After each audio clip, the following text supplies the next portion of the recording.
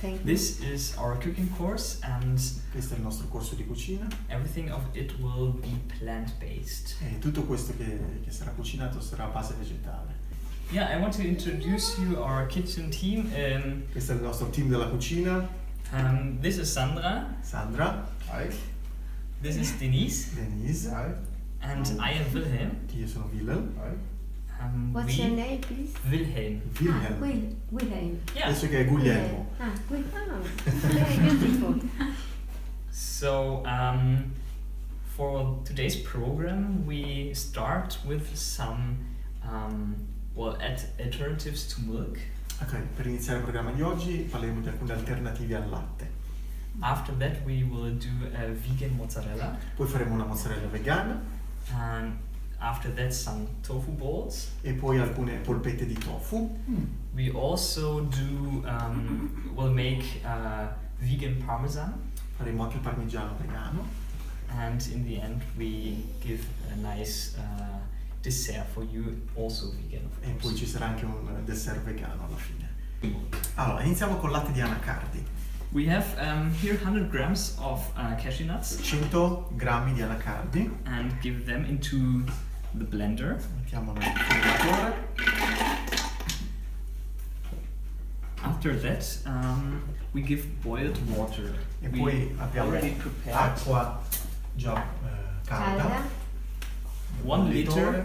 liter of boiled 1 water. litro, quindi 100 grammi di anacardi e 1 Un litro litro. di acqua. Well, it doesn't need necessarily to be boiled, but warm milk is nice. Non è che deve essere necessariamente bollente, però il latte caldo fa piacere. That's very much it. Questo è praticamente tutto. We need to blend it for about 3 minutes. Dobbiamo frullarlo per circa 3 minuti. And, well, actually it would be nice if we give in some honey, just Magari mettiamo un po' di miele for a sweeter taste. per avere un sapore un po' più dolce. Maybe I'm gonna open. I use agave.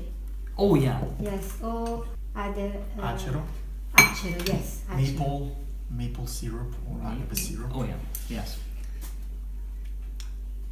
You can use them, of course. Certamente. I'm gonna be a little bit loud now. Ok, pensate quali altri latti si possono fare. I need to turn it on first, of course. So.